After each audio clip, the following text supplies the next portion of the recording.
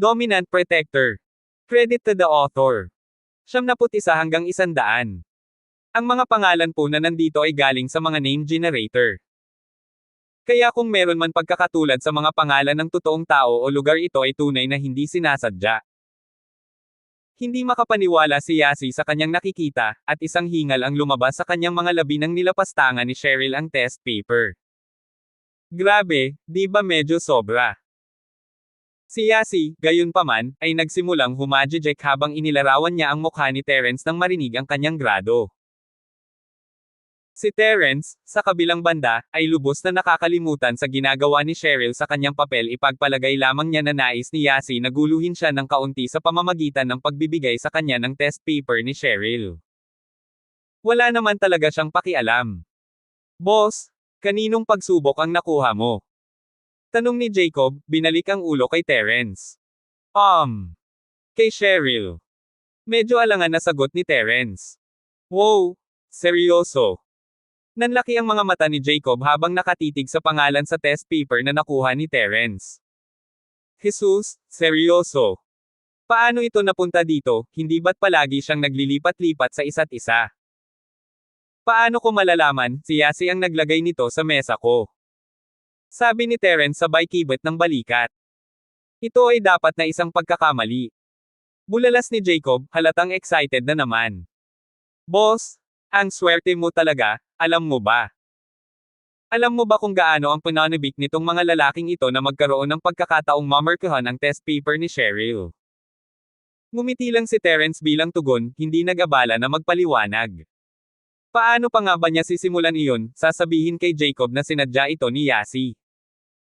Walang alinlangan na susundan ni Jacob sa pamamagitan ng pagtatanong kung bakit gagawin iyon ni Yasi. Ayaw ni Terence na ilagay ang kakaibang relasyon niya kay Cheryl sa anumang panganib na malantad. Gayunpaman, tiniyak ni Terence na seryosohin ang test paper ni Cheryl. Ang babae ay medyo masama, ngunit naunawaan ni Terence na hindi niya talaga sinasadya ang mga bagay na sinabi niya. Siya ay may mabuting puso, tulad ng makikita sa kung paano niya hiniling kay Yasi na imbitahan si Terence sa hapag-kainan noong isang araw. Gayunpaman, ang batang babae ay nagkaroon ng ilang mga problema sa prinsesa mentality. Si Cheryl ay may magandang marka, ngunit natural na nagkakamali rin sa mga pagsusulit. Si Terence ay gumawa ng karagdagang milya upang ilista ang lahat ng kanyang mga maling sagot sa likod ng test paper, nagdagdag ng mga detalyadong paliwanag at mga tamang sagot para sa kanyang panunood. Mas masinsinan pa ang iniaalok ng guro. Napakurap-kurap si Terence sa pagtataka nang makarating siya sa huling tanong na sagot ito ng tama ni Cheryl. Ang pamamaraan niya ay ganap na tumutugma sa kasalukuyang ibinibigay ng kanilang guro. Kaya medyo masipag ang babae, kumbaga. Gayunpaman, may ibang paraan si Terence para malutas ang problema.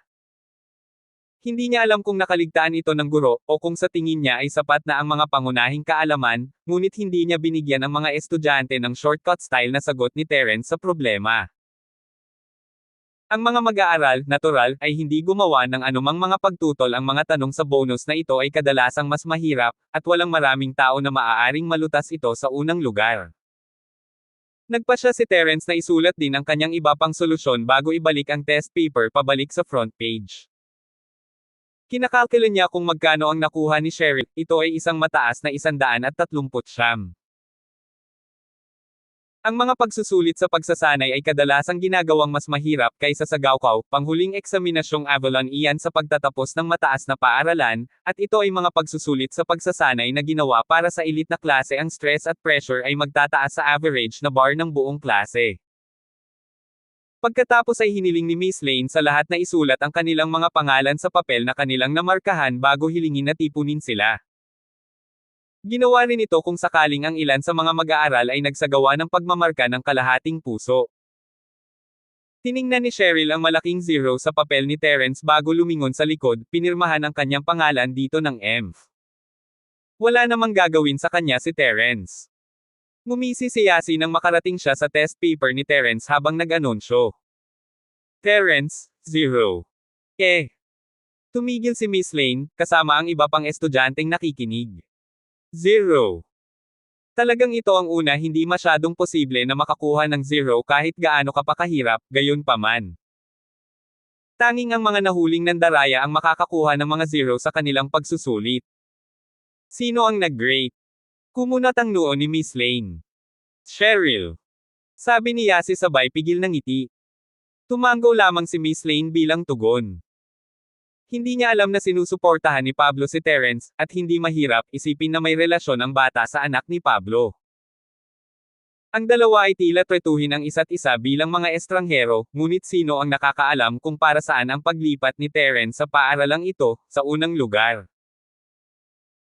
Ang drama tungkol sa paghabol ni Leandro kay Cheryl ay naging komplikado kaagad pagkatapos lumipat si Terence, pati na rin ang ganitong bagay sa pagitan ng mga young masters at young lady ang pinakamahirap pigilan, at walang intensyon si Miss Lane na abalahin ang sarili sa mga bagay na tulad niyan.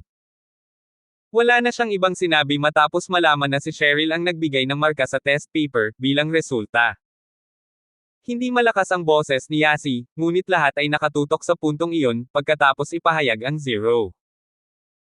Tumingin sila kay Terence ng may awa, at lahat ng mga lalaki ay nagtataka kung ano ang ginawa ni Terence para may na si Miss Charlton ng husto kaya binigyan niya siya ng zero ng ganoon.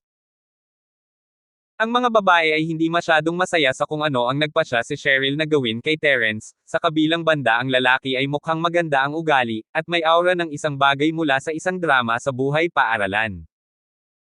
Natural, gayunpaman, wala sa mga kaisipang ito ang naipahayag, hindi kapag sila ay nasa harap mismo ni Cheryl. Si Terence, sa kabilang banda, ang pinakanagulat sa lahat ang kanyang ekspresyon ay hindi maipaliwanag nang tamaan siya ng zero, ngunit napagtanto na hindi ito nakakagulat, hindi kapag ito ay isang tulad ni Cheryl na nagmarka sa kanyang pagsusulit. Walang paraan na makakuha siya ng zero, kahit na sinagot niya ang dalawang tanong na mali. Pagkatapos ay napansin niya si Yasi na nakangiti ng masama, hindi nakaimik sa sobrang saya ng babae. Nakuha ba niya ang isang talagang kapana-panabik na balita para sa kanya? Alam ni Jacob na binibigyan ng marka ni Terence ang pagsusulit ni Cheryl, ngunit ang test paper ni Terence na lumapag sa mesa ni Cheryl ay hindi isang bagay na handa niyang marinig. Ang kanyang bibig ay bumuo ng isang malaking zero na hugis sa hindi makapaniwala, tulad ng grado sa pagsusulit ni Terence. May something sa dalawang ito. Walang paraan ang isang bagay na tulad nito ay maaaring mangyari nang hindi sinasadya. Inikat ni Jacob ang kanyang ulo para tingnan si Terence na may pagtanong binigyan nga ni Cheryl ng zero si Terence, ngunit ganoon din talaga ang nagpahayag ng koneksyon sa pagitan nilang dalawa. Ano ang kanilang relasyon? Bakit gagawin iyon ni Cheryl kay Terence kung hindi naman sila magkakilala? Nakipagkamay lang si Terence na may mapait na ngiti, na nagpapakitang wala siyang ideya kung ano ang nangyayari habang pinagdududahan siya ni Jacob. Hindi alam ni Jacob ang iisipin ng mukha ni Terence ay nagsabi sa kanya na siya ay inosente. Ipinagpatuloy niya ang pag-iisip tungkol dito, at napagtanto na talagang medyo mahirap isipin na ang dalawa ay nasa isang uri ng relasyon. Lumipat lang si Terence sa paaralan ng ilang araw, at hindi pa man lang nag-uusap ang dalawa. Nagkataon lang ba talaga? Umiling si Jacob nang bumalik siya sa harapan. Ang zero ni Terence ay kahanga-hanga, ngunit ang shock factor ay hindi nagtagal. Hindi nagtagal, ang iba ay tumigil din sa pagbibigay pansin kay Terence. Hindi makapagbigay ng link dahil hindi ma-access ng aking comp ang JIT sa ilang kadahilanan, gamit ang aking, kaya. Kung wala kang pakialam. 72. Inaasahan ni Cheryl na papagalitin si Terence pagkatapos ng klase, dahil pinahiyan niya ito sa klase at lahat, ngunit. Tahimik lang na nakaupo si Terence sa harap ng sasakyan nang hindi man lang siya tinitingnan. Naisip ni Cheryl na walang masama kung idirekta niya ang kanyang galit sa pagsusulit ni Terence matapos siyang asarin ni Yasi, ngunit pinagsisihan ito matapos ipahayag ni Yasi ang grado. Mukhang lumampas nga siya ng kaunti, at dahil sa napagtantong iyon ay naghanda siya para sigawan siya ni Terence, na handang-handa na humingi ng tawad kahit sa pinakamasamang sitwasyon hindi naman malaking bagay na mag-sorry, gayon pa man. Ngunit ni minsan ay hindi ibinalita ni Terence ang lahat, na iniisip ang kanyang gawain sa front seat gaya ng dati. Nagsisimula na talaga ang katahimikan ni Terence kay Cheryl, hindi nagre-react ang lalaki. Baka galit siya sa ginawa niya. Nagsimulang nagalit si Cheryl sa pag-iisip, handa na siyang humingi ng tawad, kaya anong meron sa lalaking ito na nagpapalabas? Hoy! Hindi naman ganon ka big deal diba, lalaki ka. Tumigil ka nga sa pagiging kuripot. Nagam si Cheryl pagkaraan ng ilang sandali hindi na niya kinaya ang silent treatment na ito. Sinusubukan ni Terence na humanap ng oras sa kanyang schedule para maihatid ang gamot kay Harold, ngunit ang biglaang mga salita ni Cheryl ay bumulaga sa kanya ng tumalon. Saan ito nanggaling? Nagtatanong na ibinalik ni Terence ang kanyang ulo. Ah! Kinakausap mo ako. Ano sa tingin mo? Ikaw lang ang lalaki sa kotse. Sagot ni Cheryl, hindi nasisiyahan. Og! Pinagpapawisan si Terence habang nakatingin kay Fredo, na nakaupo sa tabi niya. Siguradong nahihirapan ka, Uncle Fredo. Tinatawag ka na naman ng Miss na Yunek. Bahagyang umubo lang si Fredo bilang tugon si Terence ay nakatitig sa kanya ng sobra. Og! Napagtanto ni Cheryl ang kanyang pagkakamali, pati na rin tinawag niyang hindi lalaki muli si Fredo. Si Uncle Fredo ang driver, kaya wala siyang kwenta. Kinakausap kita. So hindi lalaki ang mga driver. Nagsimula na naman ang pawis ni Terence. What the hell was with this logic? Nagpa siya si Terence na iwanan iyon dahil kahit si Fredo ay hindi gumagawa ng anumang komento tungkol doon. Ah! Paano ako naging mode mo? Ngayon lang. Hindi ka ba nagalit sa akin sa grading? Galit na umirap si Cheryl, kailangan lang magtanong ng lalaki. Sinubukan ba niyang magpakatanga? Grading. Ano ang dapat ikagalit? Hindi alam ni Terence kung ano ang nangyari kay Miss, saan nanggaling ang kalokohan na ito. Si Yasi ang nagbigay sa akin ng test paper mo. Si Yasi ay nanunood mula sa gilid, at napagtanto na si Terence ay talagang hindi napapansin ang sinasabi ni Cheryl. Paliwanag niya sabay tawa. Shell guy. Nagtatanong si Cheryl kung naasar ka sa kanya dahil binigyan ka ng 0. Oh! Naintindihan ka agad ni Terence. Ah, yun. Wala lang, tinapon ko na yung test. Lalong nagalit si Cheryl sa walang pakialam na saloobin ni Terence sa buong bagay. Gusto niyang bigyan siya ng taos-pusong paghingi ng tawad dahil sa kabaitan, ngunit ang lalaking ito. Wala man lang siyang pakialam, ano bang meron sa ugali na iyon. Hindi niya ito papansinin kung alam niyang wala itong ibig sabihin sa kanya. Nakalagay pa nga ang pangalan ni Cheryl, kahit na binigyan niya ng 0 ang test paper. Ang ibang mga lalaki ay pumipila para sa mga bagay na ganyan, ano sa tingin ni Terence ang ginagawa niya, itinatapon ang kanyang pangalan. Ang kapaligiran ay tumigas pagkatapos noon. Si Terence ay hindi karaniwang nagsasalita sa kotse, ngunit si Cheryl, palaging nakikipag-chat kay Yasi nang walang tigil. Halatang asar ang dalaga, na makikita sa kanyang ekspresyon. Sheila, halika na. Kasalanan ko ngayon, okay. Halika, tingnan ko ang isang ngiti. Hindi gusto ni Yasi ang atmosfera sa pagitan ng dalawa, at nagpa siya na pasayahin si Cheryl habang hinihila siya nito. Haharapin kita mamaya. Putol ni Cheryl habang nakatitig kay Yasi, walang gusto ang babaeng ito kundi gulo. Sinisikap ni Yasi na pasayahin siya, gayunpaman, kaya hindi magiging maganda para kay Cheryl na matigas ang ulo na ipagpatuloy ang pagtatampo. Sa totoo lang, hindi masyadong inisip ni Terence ang pangyayari. Siya ay pumasok sa paaralan na may holiday mentality, pagkatapos ng lahat, naghahanap upang maranasan ang ilang buhay high school at makita kung ano ang lahat ng ito, dahil siya ay nagkaroon ng pagkakataon at lahat. Siya ay nasa isang misyon, walang paraan na sineseryoso niya ang isang bagay na walang halaga. Walang garantiya, at maaari siyang ipadala sa mga pangunahing gubat balang araw ng walang gaanong babala. Ang lahat dito ay pansamantala lamang, isang maliit, kaaya-ayang alaala para sa kanyang pagbabalik tanaw sa kanyang paglipat sa kanyang buhay. Malamang ay nakaramdam pa rin ng awkward si Cheryl tungkol sa lahat ng nangyari kanina, nagpas siyang hilahin si Yasi pataas matapos ang hapunan. Si Terence, sa kabilang banda, ay nagpatuloy sa pagpuno ng lahat sa kanyang bibig pagkatapos kumain. Napansin niyang tinitingnan ni General Wilson si Terence habang ngumunguya siya ng ilang tadyang. Ang Rottweiler ay kinakawag-kawag ang kanyang buntot na nakalabas ang dila habang siya ay naglalakad sa dining area, hindi lumalapit kay Terence. Itinuturing niyang mataas na banta si Terence, kung tutuusin. Ang tanging nagawa niya lang ay tingnan ang mga tadyang sa inggit. Hindi kailanman inunasan nina Cheryl at Yasi ang lahat ng nasa mesa ng ganoon bago dumating si Terence, at palaging kinukuha ng general ang bahagi ng mga tadyang na naiwan ng mga babae. Nangangahulugan ang presensya ni Terence sa hapagkainan na naiwan na lamang siya ng mataas na kalidad na pagkain ng aso, ngunit kahit na ang pinakamataas na antas ng pagkain ng aso ay hindi maihahambing sa masasarap na tadyang.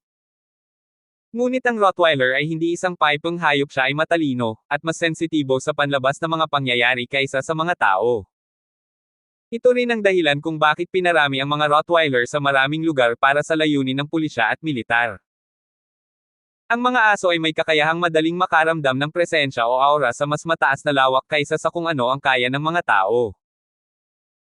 Ito ang dahilan kung bakit umatras ang general kay Terence matapos ang kanyang pagpapakita ng layuning pumatay si Terence ay isang lubhang mapanganib na pag-iral. Ito ay isang katotohanang naiintindihan ng mabuti ng Rottweiler. Bilang resulta, hindi kailanman ilalagay ng general ang kanyang buhay sa linya at makipagbuno para sa ilang tadyang, hindi sa isang tulad ni Terence. Kahit na ang mga aso ay natatakot sa kamatayan. Nahulaan ni Terence kung ano ang gusto ng aso matapos makitang palakad-lakad siya sa dining area, at itinapon ang 2 buto-buto sa mat. Hindi alam ng general ang isasagot hanggang saan na ba siya nahulog, kumain ng mga tadyang ng angat na. Anong kahihiyan? Bagaman, ang pagkakaroon ng ilang tadyang upang ngumunguya ay mas mabuti kaysa wala, tama. Nakatingin din sa kanya ang lalaki, at parang mabubugbog siya kapag hindi niya kinain ang handog.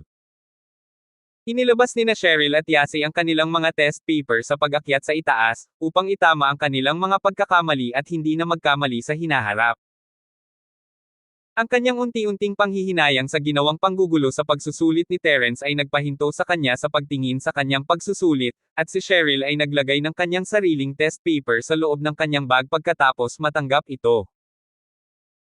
Tiningnan niya ang magandang sulat kamay sa kanyang test paper, nilista ni Terence ang lahat ng mga tanong na napagkamalan niya sa likod, na nagbibigay din ng mga detalyadong paliwanag.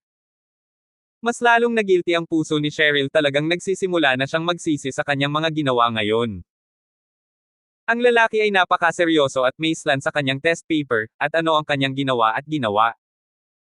Sinira niya ito ng pula at nilagyan ito ng malaking fat zero. She really crossed the line, kumbaga. Abala si Yasi sa sarili niyang test paper nang mapansin niyang kakaiba ang kinikilos ni Cheryl sa tabi niya. Itinaas niya ang kanyang ulo at nakita ang isang mukha na puno ng panghihinayang, maging ang mga mata ni Cheryl ay lumuluha. 73. Sheila, anong problema? Nagulat si Yasi, anong nangyari? Bakit kaya naiyak si Cheryl? Wala lang. Mahinang bumantong hininga si Cheryl. Shoo! Sa tingin mo ba nalampasan ko ang linya ngayon? Hindi naman. May dinampot si Yasi mula sa mga salita ni Cheryl, at inisip kung nabitin pa ba siya tungkol sa buong bagay kanina. Si Sheila ba ay laging ganito ka-emosyonal? Siguro hindi, I guess. He doesn't care anyway. Umiling-iling na sabi ni Cheryl. Sheila, ang iyong test paper. Biglang napansin ni Yasi ang nakaimpake na sulat sa likod ng test paper ng kaibigan, medyo nagulat. Isinulat ni Sheilgay ang lahat ng ito para sa iyo. Wow! Ang bait-bait niya sa iyo, no? Walang sino man ang gagawa ng ganoong haba upang ipitin ang mga hakbang at paliwanag na tulad niyan sa papel ng ibang tao, lalo pa sa detalyeng iyon. Mas mabuting gawin iyon ng mga tao para sa sarili nilang mga test paper.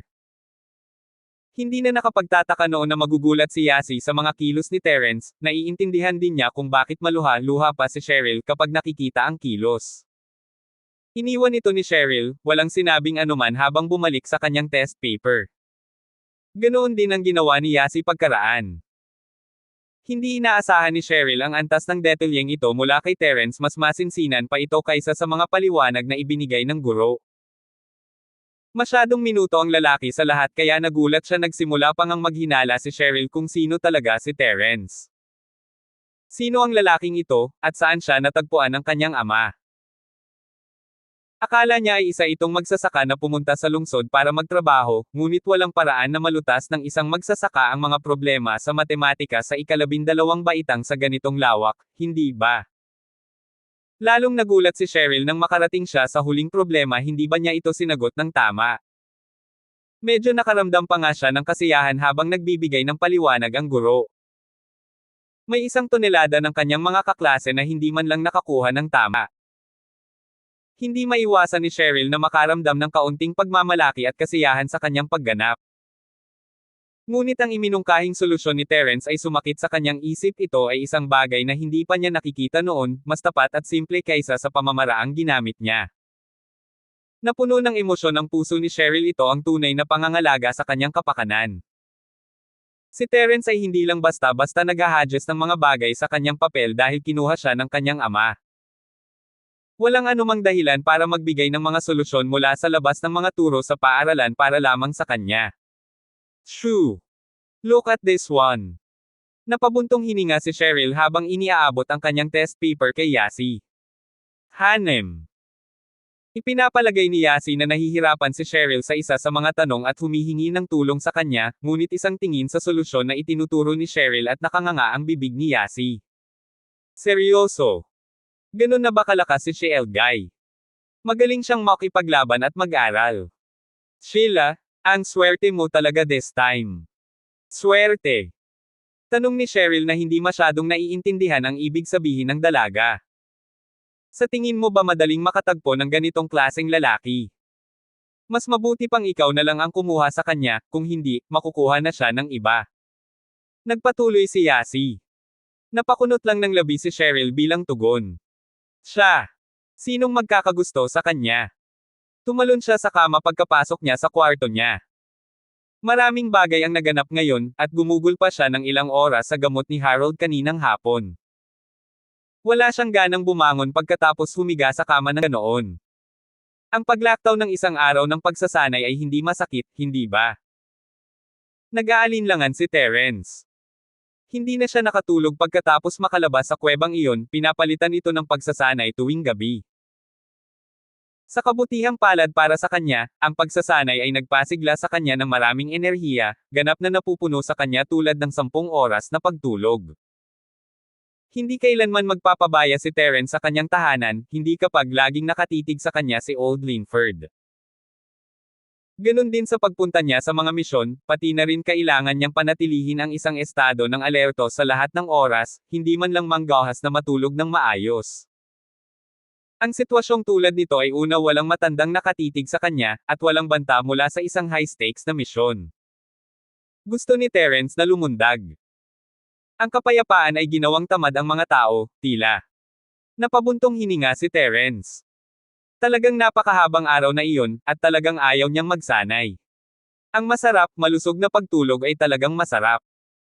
Ang kanyang paligid ay nagsimulang unti-unting dumilim habang si Terence ay tila pumasok sa isang kawalan ng itim na espasyo. Agad na natigilan si Terence sa alerto nasaan siya. Nanaginip kaya siya? Parang naramdaman ang iniisip ni Terence, ang espasyo ay lumiwanag sa isang biglaang pagkislap. Isang anyo ng tao ang nagsimulang mamuo at lumitaw sa harap ng kanyang mga mata. Sino? Ikaw. Hindi malay na tanong ni Terence.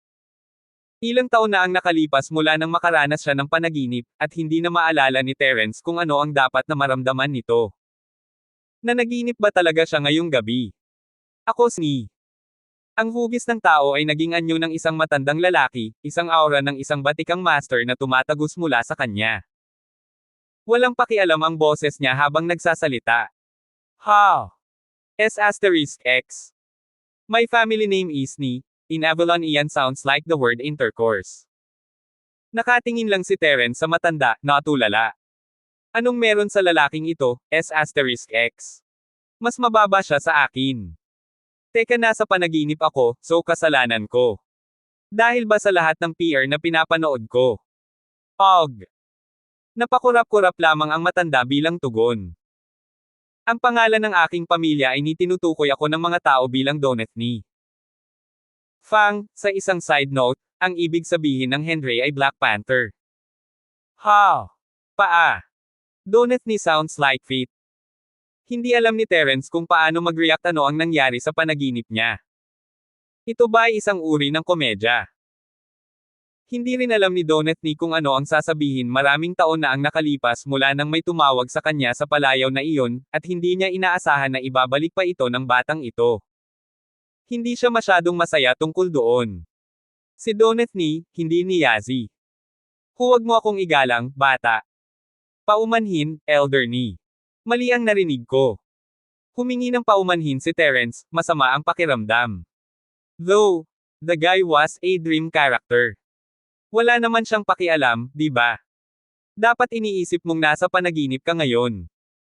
Sabi ni Donut ni na may malamig na tawa, na parang binabasa ang isip ni Terence. Ha? Hindi ba? Curious na tanong ni Terence, nagulat sa pahayag. Bakit hindi mo kurutin ang iyong sarili, tingnan kung masakit iyon? Mapanuksong sabi ni Donut ni. Hindi ko akalain na tatataken ng mga ninuno ng aking amo ang isang bahagi ng aking imahe sa Jade. Sa wakas ay dumating ang isang nakatakdang tao kahit na mukha kang tanga. 74. Unedited ubo-ubo. Nakaramdam ng kaunting awkward si Terence nang marinig ang mga salita ni Donut ni malamang ay may malay siya. Ang isang lalaki sa isang panaginip ay hindi magtatanong sa kanyang sarili kung siya ay nananaginip, kahit papaano. So nasaan ako ngayon? Curious na tanong ni Terence, kumbinsido na hindi siya nananaginip. Nasaan siya? Nakahiga siya sa bilya ni Cheryl sa isang segundo, at dinala sa kakaibang lugar na ito sa susunod. Ito ang pang-apat na dimensyon na espasyo sa loob ng Jade. Sabi ni Donut sabay emph. Hindi ko talaga maisip kung paano maging kasing tanga mo ang isang tao sa wakas dumating ka na. Maraming taon akong naghihintay sa Jade na ito. Ano? Nasa Jade ako. Si Terence ay hindi duwag o ano paman, ngunit hindi niya maiwasang malaglag ang kanyang panga sa pagkagulat nang marinig ang mga salita. Tama iyan. Kumunat ang noo ni Donut. Itong lalaking ito ang nakatadhana. Ito ay medyo sobra. Kung gayon paano ako nakapasok? Tanong ni Terence habang may mahalagang isyu na pumasok sa isip niya. Hindi ba sinabi nitong si Donut na matagal na siyang naghihintay sa Jade? Natural, nakapasok ka kaagad pagkatapos makatulog. Mahinang sagot ni Donut. Ha? Napakurap si Terence na hindi makapaniwala. Ganon ka simple. Gaano kakomplikado ang inaasahan mo? Inilibot ni Donut ang kanyang mga mata kay Terence. Talagang hindi ako makapagsalita napakaraming taon, at hindi ka pa nakatulog. Ikaw. Ikaw. Ikaw. Napakaganda mo. Talagang kamangha-mangha, gaya ng sasabihin ng aking mentor. Hindi alam ni Terence kung ano ang sasabihin. Nakahanap siya ng scroll para sa Art of Dragon Mastery sa parehong oras na natagpuan niya ang Jade, kaya natural na sinunod niya ang mga tagubilin sa scroll at pinalitan ang pagtulog ng pagsasanay. Lumipas ang mga taon ng ganoon. I've been practicing the Art of Dragon Mastery. Nahihiyang paliwanag ni Terence habang napakamot sa kanyang ulo. Alam ko iyon, nakikita-kita mula sa Jade. Malamig na sagot ni Donut. Sa totoo lang, dapat kong sabihin ito ay lubos na kahanga-hanga para sa iyo na magsanay para sa wala sa lahat ng mga taon na ito. Talagang kamangha-manghang bata ka, anong pangako? Og. Para sa wala. Medyo marami yan, hindi mo ba naisip? Kahit nasa late phase na ako ng first stage. Mapait na ngumiti si Terence. Oh. Si Donut naman ang nagulat. Ipinutok niya ang isang braso at umiwas si Terence bilang tugon, para lamang itong mawala ng bunga. Tinapik ng lalaki ang kanyang kamay sa braso ni Terence nang mas mabilis kaysa sa inaakala ni Terence. Yung tipong parang nag-teleport. Ang nakalilito kay Terence, gayunpaman, ay ang katotohanang wala siyang nararamdaman mula sa paggalaw. Ang lalaki ay parang isang ilusyon o kung ano. Nagawa mong makarating sa huli na yugto kahit sa ilalim ng mga sitwasyong iyon. Dapat kong sabihin, mayroon kang talento. Sabi ni Donut, not expecting this. Haha. Isang malambot na ngiti ang sumilay sa labi ni Terence habang pinupuri siya ni Donut.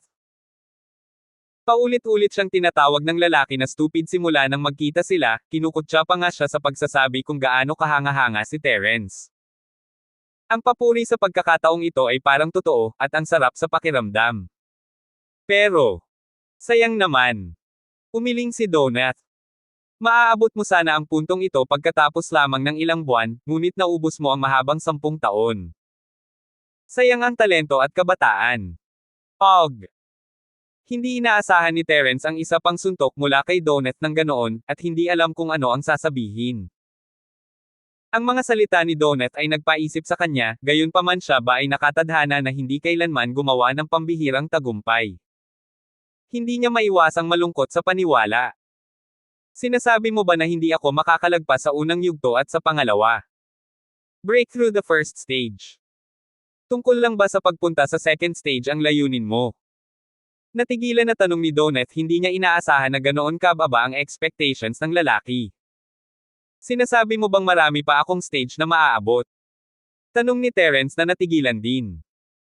Kung pumasok ka lang sa Jade 10 taon na ang nakakaraan, nagsusumikap ng hindi nagsasalita ng malaki. Nalagpasan mo na sana ang ikatlong yugto.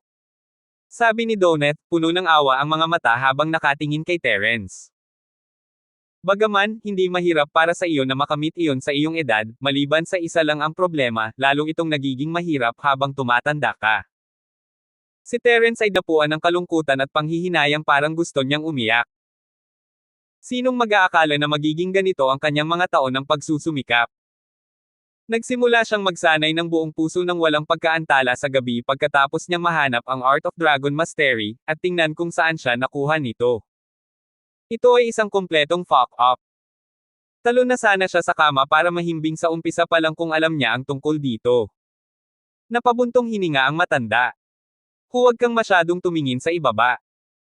Hindi mo magagawang maging isang outer space walker tulad ng aking mentor, ngunit ito ay talagang mabuti din kung ikaw ay makalusot sa ikatlong yugto. Sabi ni Donut habang nakatingin sa bigong si Terence, nagbabalak na pasayahin siya. Maaaring magkaroon ng genetic na pagbabago na hindi mo inaasahan, na nagpapalakas sa iyo kaagad. Hindi mo alam. Bahagyang naliwanagan si Terence sa mga salita kung totoo ang sinasabi ni Donut, kung gayon hindi iyon masama. Naisip niya kung gaano siya kalakas sa huling yugto na ito ng unang yugto, at napagpasyahan na ang paglampas sa ikatlong yugto ay magiging ganap na hayop. Nagpasya si Terence na siya na lang ang mag-aayos, ayaw niyang maging masyadong sakam. Sinasabi mo bang makakalusot ako sa unang yugto ngayon? Tanong ni Terence, medyo nasasabik pagkatapos na pasayahin ang sarili. Natural. Tumango si Donut. Ang enerhiya sa loob ng espasyong ito ay maraming beses at kahit na 10-10 beses na mas mataas kaysa sa enerhiya na makikita mo sa labas ng mundo, ibig sabihin ang pagsasanay na nagaganap dito ay magiging 10 beses na mas epektibo kaysa sa anumang pagsasanay na ginagawa mo sa labas. Lalo na kung ang isang tagumpay ay nalalapit. Ang mundo sa labas ay may napakaraming hindi kanais-nais na mga pangyayari at kapaligiran na itinatayo laban sa iyo, na hindi kailanman naninipais ng enerhiya na tulad ng iyong enerhiya, breaking through stages. Ito rin ang dahilan kung bakit palagi kang nabigo sa mga breakthroughs. Ito ang unang narinig ni Terence tungkol sa usapang ito ng enerhiya. Naunawaan niya ang kanyang pagsasanay bilang sumisipsip ng isang bahagi ng chi mula sa natural na mundo. Ipinapalagay niya na ito ay chi dahil sa mga nobelang wuxia na nabasa niya. Ito ay tinawag na enerhiya, tila, ayon kay Donut. Bagaman, iminumungkahi ko na putulin na natin ang chit-chat. Mas mabuting magsanay ka kaagad, ang set ng mga pintong bato na iyon ay itinayo ng aking tagapagturo matagal na ang nakalipas, at kahit ako mismo ay hindi ito mapipilit na buksan, kahit na ang aking pisikal na katawan ay narito. Mahinang sabi ni Donut. Huwag mong sayangin ang iyong oras sa anumang kalokohan kung ayaw mong makaligtaan ang pagbubukas na ito. Nanlaki ang mga mata ni Terence nang maalala niya ang oras, halos 5 taon na, at bumukas ang mga pinto. Hindi niya inasahan na makatuklas ng isang sikretong tulad nito sa loob ng Jade bago iyon mangyari. Nakita lang niya ang Jade bilang isang premonitorial na sistema ng babala na nagpoprotekta sa kanya mula sa kapahamakan, ngunit sa nangyari ito ay isang ganap na lugar ng pagsasanay, na may isang donut ni na lalaki na naghihintay lamang sa kanya doon. Nakuha ni Terence ang pangkalahatang diwa mula sa mga salita ni Donut. Ang Art of Dragon Mastery ay naiwan kasama ang Jade ng mentor ni Donut. Hindi niya alam kung anong klaseng makapangyarihang karakter ang mentor na ito, pero isang bagay ang naintindihan niya, maswerte siyang big time. Isinalin ko ang tinatawag ni Donut sa kanyang master bilang mentor, ngunit ito ay talagang mentor's mentor. 75. Teka, isang huling tanong. Mabilis na tanong ni Terence. Parang naiinip na yung guy. Magsalita ka. Matamlay na sabi ni Donut ni. Sino ka ba talaga? At sino itong mentor na paulit-ulit mong sinasabi? Tanong ni Terence. Ako si Donut ni, gaya ng sinabi ko sa iyo. Sagot ni Donut. Ang aking mentor, natural, ay isang taong may ganap na kapangyarihan at kakayahan, bagaman hindi iyon ang iyong alalahanin. Hindi mo rin kailangang magpantasya na maging kanyang estudyante dahil lamang sa kinuha mo ang isang scroll at jade na ginawa niya noong siya ay naiinip. Imposible. Og. Hindi sigurado si Terence kung saan ito nanggagaling, ngunit ang mga mata ni Donut ay tila nagtatanong ng sino ka sa tingin mo. At hindi naintindihan ni Terence kung ano ang sinabi niya para may na siya halatang kalmado at neutral ang lalaki kanina lang. Pinag-isipan ito ni Terence, at napagtanto ang taong nag-iwan ng scroll at jade ay ang Panginoon ng Panginoon ni Donut. Ang ibig sabihin nito ay si Terence ang magiging elder ni Donut kung siya ay pupunta sa ilalim ng pangangasiwa ng lalaking iyon. Hindi katakataka na sobrang sama ng loob ni Donut. Ngumiti si Terence kay Donut sa naisip. Siyempre hindi. Kahit na maging mag-aaral ako ng sinuman, ito ay si elder ni bago ang iba. Hanam. Hindi masama, bata, alam mo ang gamit mo. Sabi ni Donut habang ang isang ngiti ay tuluyang sumilay sa kanyang mukha. Well, nakita ko ang iyong sinseridad, kaya sa palagay ko ay tuturuan kita ng kaunti. Ah! Ngumiti si Terence, nagpas siyang iwanan na lang iyon. Pagkatapos ay umupo siya ng naka-crossleg sa sahig, pumasok sa isang estado ng pagsasanay. Nagpa siya si Terence na ihinto ang pagtatanong tungkol sa mentor halatang ayaw ni Donut na pag-usapan ang tungkol sa kanya, at walang saysay na pilitin ito.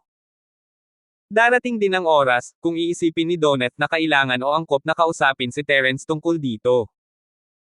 Isang napakaraming enerhiya ang bumalot sa katawan ni Terence mula sa lahat ng direksyon, na ikinagulat ni Terence.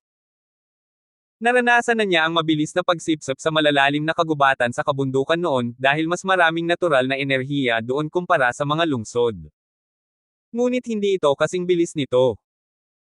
Para bang ang lahat ng umiiral na mga hadlang ay tinanggal, na nagpapahintulot sa kayamanan ng enerhiya na dumaloy ng walang anumang mga paghihigpit. Isang pakiramdam ng umaapaw ang bumalot sa katawan ni Terence bago niya nakontrol ang bilis ng pagsipsip. Fu! Napansin ni Terence si Donut ni na mukhang amused sa di kalayuan, at walang magawa si Terence na kinusot ang kanyang mga mata. Akala ba ng matandang lalaki ito ay isang uri ng biro? Hindi man lang ba niya ito mabibigyan ng babala tungkol sa ganito? Ang enerhiya mula sa buong paligid ay patuloy na pumapasok sa Terence kahit na nalimitahan na niya ang pagsipsip, ang pinagkaiba lang ay kung gaano ito kabilis pumapasok. Hindi nagtagal ay naramdaman ni Terence ang pakiramdam ng pumupuno sa kanyang enerhiya, na parang ang kanyang katawan ay nasa limitasyon nito. Ngunit ang enerhiya ay hindi tumigil sa pag-agos papasok. Nagsimulang pagpawisan si Terence sa sensasyon ano ang nangyayari. Hindi pa siya nakakaranas ng ganito. Si Terence ay medyo natakot, ngunit patuloy na hinayaan ang enerhiya na dumaloy, gayunpaman wala na siyang magagawa para pigilan ang daloy. Para siyang magnet, walang tigil na hinihila ang lahat sa kanya. Donut ni.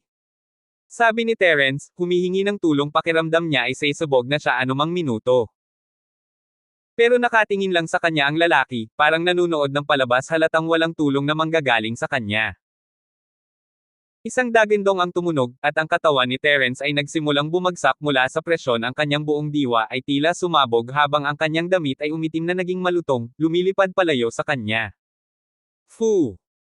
Bumaba ang mga mata ni Terence sa kanyang pula, hubad na katawan tulad ng inakala niyang siya ay namatay.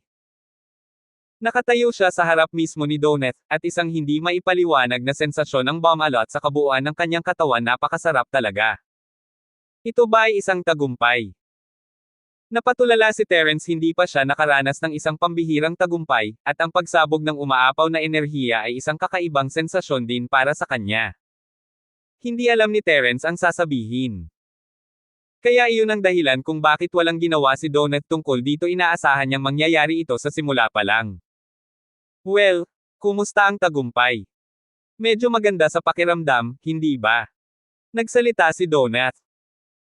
Masarap sa pakiramdam, ngunit hindi ko inaasahan na ang enerhiya dito ay magiging napakalaki na gagawa ako ng isang pambihirang tagumpay ng ganoon, akala ko ay namatay na ako, kahit na. Sabi ni Terence, ngumiti ng mapait. Noong una ay nasa bingit ka na ng isang pambihirang tagumpay, ngunit napakaraming mapanganib na mga pangyayari sa iyong kapaligiran sa labas. Kulang na lang ang enerhiya para sa isang beses na pagsabog ng ganoon. Nakangiting sabi ni Donut. Maraming enerhiya dito, kaya nagkaroon ka ng lakas na kailangan para makalusot ka agad. Ang paliwanag ay nagpapaliwanag kay Terence kaya siya ay nasa bingit ng buong oras na ito, at ang kailangan lang niya ay isang supply ng enerhiya na sapat na malakas para sa isang pagsabog. Tila rin na ang isang umaapaw na tulad ay nangyari lamang sa panahon ng mga pambihirang tagumpay, at malamang na hindi magkakaroon ng ganoong pag-akyat sa panahon ng regular na pagsasanay. Salamat, Mr. Ni. Binigyan ni Terence ang matanda ng isang tunay na busog malaki ang naitulong ng lalaki sa kanya anuman ang mangyari, at taos-puso lamang ang pasasalamat ni Terence. Si Donut ay medyo natigilan sa busog itong si Terence ay kumilos ng napakasolemna at seryoso ng biglaan. Okay anak, hindi na kailangang magseryoso. Maaari mo akong tawaging Elder Ni o Old Ni mula ngayon, alinman ang gusto mo. Sa totoo lang, manatili tayo kay Mr. Ni. Tapos tatawagan kita niyan. Tumango si Terence bilang pagsunod. Mr. Ni, kaya sa tingin mo handa na ba akong simulan ang pagsasanay sa ikalawang yugto? Yung second stage. Meron ka ba niyan? Gulat na tanong ni Donut. Ha? Hindi ba? Curious na tumingin si Terence sa matanda, nagulat din. Sana ko kukuha ng isa para sa iyo. Dapat mong kunin iyon mula sa likod ng ikalawang hanay ng mga pinto. Sabi ni Donut na medyo hindi nakaimik. Hindi ba't pag-aari iyan ng Panginoon ng iyong Panginoon? Hindi mo ba ito nasanay noon? Tanong ni Terence, na mas tulala kaysa kay Donut. Kaya kailangan kong magsanay sa isang bagay dahil ito ay master ng aking master. Sabi ni Donut sabay roll of his eyes. Ang aking landas ay iba sa isang ito, ako ay nagsasanay sa iba't ibang mga bagay. Ito ay para sa iyo lamang na makabisado. Ah, I see. Napakamot ng ulo si Terence parang nalilimitahan ng kumbensyonal na pag-iisip ang kanyang kaisipan. Tama ang lalaki, hindi niya kinailangang magsanay sa Art of Dragon Mastery dahil lang iniwan ito ng master ng kanyang master. Sa tingin mo, hihilingin ko sa iyo na magmadali kung alam ko ang sining na iyon. Walang magawa si Donut. Huwag kang masyadong umasa sa akin ngayon, ilusyon lang ako. Medyo lecturer lang ang function ko dito, I tell you about the uses of the training space and things like that, also maybe chat with you a bit if you're feeling down or bored. There isn't much beyond that. The rest ay depende sa iyo mismo. Napakurap lamang si Terence nang walang imak sa pahayag. Parang hindi na option ang pag-slack off, wala pang second stage para mag-train siya. Ilang sandali pa bago bumukas ang gate, what should he do in the meantime? 76. Huling beses na ito ay hindi na-edit, I swear. Elder Ni, may ginagawa ba ang Jade maliban sa pagbigay ng lugar para sa pagsasanay? Tanong ni Terence, inaalala ang hindi mabilang na beses na iniligtas ng mga babala ng Jade ang kanyang buhay. Si Donut ang lalaki sa Jade, at inakala ni Terence na may dapat malaman si Donut. Oo, nagbibigay ito ng iba pang mga function. Tumango si Donut nang may alam. Anong mga function? Tuwang-tuwang tanong ni Terence kaya alam ni Donut, pagkatapos ng lahat. Pero wala akong alam na detalye. Nagsimulang umiling si Donut habang nagsasalita. Ito ay binago mismo ng Panginoon ng aking Panginoon, at ni minsan ay hindi ko ito nasuot paano ko malalaman ang anuman. Malamang na marami pang impormasyon ang naghihintay para sa iyo pagkatapos mong malagpasan ang pangalawang gate. Malamang. Bueno, hindi pa ako dumaan sa mga pintuan noon, kaya paano ko malalaman? Sinabi ng mukha ni Donut kay Terence na wala siyang alam, at dapat itigil na ni Terence ang pagtatanong sa kanya. Okay. Medyo nadismaya si Terence saglit, pero nakabawi ka agad. Nakagawa siya ng malaking pag-unlad ngayon, at iyon ay talagang higit pa sa kanyang matatawaran. Mas mabuting hindi ito panaginip. Sumisikat na ang araw nang magising si Terence marahil ay ilang oras pa bago magtanghali. Napakahabang tulog, naisip ni Terence habang nakahiga siya sa kanyang kama. Teka. Biglang naalala ni Terence ang panaginip kahapon ang tungkol sa Donut Guy at ang Jade Training Space. Siya subconsciously patid tungkol sa kanyang katawan ang kanyang mga damit ay dapat ay nasunog sa malutong pabalik kapag siya ay gumawa ng pambihirang tagumpay. Ngunit ang kanyang pijama ay hindi nasira, naiwan ng eksakto tulad ng mga ito bago siya matulog. Nalaglag ang puso ni Terence sa realisasyon, panaginip lang ba iyon? Tuwang-tuwa siya nang malaman na nalagpasan niya ang unang yugto, at sa wakas ay malalampasan na niya mga pinto nitong pagbubukas. Panaginip lang yon. Anak, isip mo lang ang napunta sa kalawakan, syempre buo pa rin ang damit mo. Isang biglaang boses ang tumunog sa ulo ni Terence, na ikinagulat niya nang tumalon.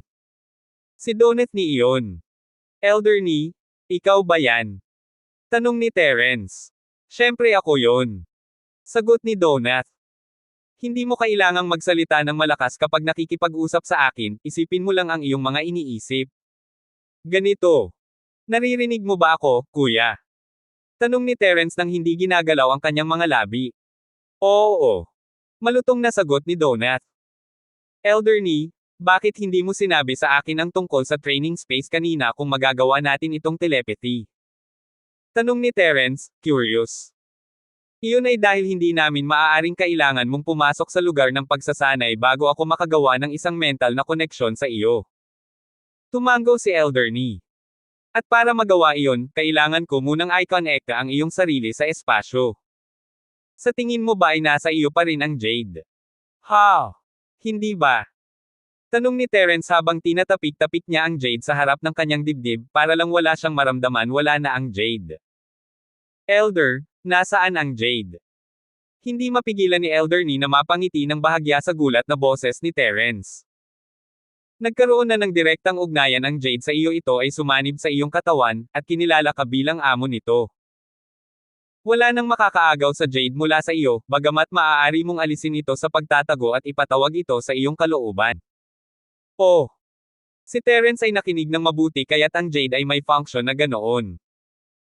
Maaari niyang isipin na lamang na itulak palabas ang Jade kung gusto niya, ayon sa matanda. Sinubukan ito ni Terence, at sigurado, muling lumitaw ang Jade sa harap ng kanyang dibdib. Nakahinga ng maluwag si Terence habang hawak niya iyon sa pamamagitan ng kanyang pijama, halos 10 taon na niyang suot ang bagay na iyon. Mukhang hindi na niya kailangang mag-alala tungkol sa pagkawala ng Jade mula ngayon. Sinigurado ni Terence na hindi makita ang Jade matapos itong mahanap, hindi ito ipapakita o hinahayaan na makita ito ng sinuman. Hindi ito mukhang isang mahalagang hiyas o anumang bagay, ngunit nag-aalala siya na baka may umaagaw dito sa kanyang dibdib. Hindi pa naginip ang mga kaganapan kagabi, at sinimula ni Terence ang kanyang araw sa isang magandang kalagayan na iyon ang nasa isip. Hindi siya maaaring maging mas masaya dahil sa wakas ay nakalusot sa unang yugto. Pumunta siya sa banyo at naghilamos ng mukha, nag-toothbrush bago lumabas ng kwarto. Gising na sina Cheryl at Yasi, nanunood ng ilang karton sa sala. Sinulyapan lang ni Cheryl si Terence habang naglalakad siya palabas. Naisipan niyang magsabi ng isang bagay upang tugunan ang nangyari kahapon bago nagpa siya, kung hindi, ibinalik ang kanyang mga mata sa karton. Si Yasi, sa kabilang banda, ay nakatutok kay Terence habang kumaway ito sa kanya. Yo, Shield guy. Gusto mo bang sumama sa akin sa pamimili ni Sheila mamaya? Ako. Tanong ni Terence, natigilan habang tinuturo ang sarili. Oo, tulungan mo kaming dalhin ang mga gamit namin. Tumango si Yasi. Pwede bang hindi ako pumunta? Sabi ni Terence, ngumiti ng mapait habang iniisip iyon ang pagdadala ng mga bag ay tila hindi magandang trabaho. Bahagya lang naubo si Yasi sa sagot nito. Mga tissue. Og. Hindi na kinaya ni Terence kailan niya itatapon iyon. Gagamitin ba niya ang magic word na iyon habang buhay? Nilalamig ka ba, Yasi? Tanong ni Cheryl habang kumukuha ng tissue kay Yasi sa coffee table. Umuubo at humihingi ng tissue ang dalaga. Ha! Nagpa siya si Yasi na kunin ang tissue at umubo dito ng kaunti habang nilalabas niya ang kanyang dila, malinaw na mali ang pagkakaintindi ni Cheryl. Si Terence ay mukhang mayabang habang pinapanood si Yasi na nagpapanggap na umuubo. Umiling siya bago bumalik sa kwarto para magpalit ng damit. Ang kanyang misyon, kung tutuusin, ay may kinalaman sa pagbabantay kay Cheryl mula sa panganib, kahit man lang hanggang sa maibigay sa kanya ang tunay na atas. Napakahalaga para sa kanya na sumunod kung gusto ni Cheryl na mamili. Si Fredo ay naghatid ng almusal sa oras na muling lumabas si Terence. Naghanda ang mga chef ng hotel ng sinigang na karne ng itlog, at ilang malinis na atsara. Tumulong si Terence sa pag-aayos ng mesa bago kinuha ni Fredo ang mga lalagyan ng pagkain kahapon at umalis. Pagkatapos ay pinatay ni na Cheryl at Yasi ang TV habang papunta sila sa dining area. Napakunot ng noo si Cheryl nang makita niya si Terence na tumalikod para maglakad palayo sa mesa. Gusto niyang yayain itong kumain ng sabay, ngunit pinigilan niya ang sarili sa huling minuto. "Shield guy, wanna eat together? We still have to go shopping, you know. We can't just wait for you to have breakfast, right?" Sabi ni Yasi kay Terence habang nag-aalangan si Cheryl. Hoy! Medyo nadismaya si Cheryl, siya dapat ang gumawa nito. Gusto pa nga niyang maging mas mabait kay Terence bilang pagpapakita ng kabutihang loob sa ginawa niya kahapon, ngunit nagpasya siyang pabayaan ito pagkatapos ng ilang pag-iisip. Siya ang amo ni Terence, kung tutuusin. Bakit kailangan niyang makipag-ayos sa kanya, siya ang dapat gumawa nito. Si Cheryl ay tumanggo sa sarili sa loob mabuti sa ganitong paraan. 77. Okay. Kakatapos lang ni Terence sa unang yugto. Pagkatapos ng lahat ng mga taon na ito, wala pang ikalawang yugto na handa para sa kanya upang magsanay pa lamang, ngunit siya ay nasa mataas na espiritu gayunpaman. Isa itong malaking bato sa balikat niya. Naglabas si Yasi ng 3 mangkok mula sa disinfector cabinet, at mabilis na nilagyan ni Terence ng lugaw ang 3. Tiningnan niya ang mga upuan, at nagpa siya na umupo sa gilid ni Yasi. Ang babae ay kakaiba, ngunit nakita ni Terence na siya ay mas madaling lapitan kaysa kay Miss. May sikreto sa pagitan nila, kung tutuusin. Ito ay isang lihim na pananakot ni Yasi sa kanya, at ito ay kahit na isang hindi pagkakaunawaan sa unang lugar, ngunit ito ay naging mas malapit sa dalawa sa isa't isa. Maamo at tahimik sina Cheryl at Yasi habang humihigop ng kanilang mga lugaw, ngunit walang pakialam si Terence sa mga ganoong bagay. Natuto na siya at nag-practice ng table manners noon, ngunit hindi niya talaga ito hilig sa bahay. Walang anumang oras upang maging klase sa North African war jungles, pati na rin walang sino man ang nagkaroon ng oras upang aksayahin iyon. Kahit na ang mga batang babae sa koponan ay natapos ang kanilang pagkain na may 2 o 3 lagok.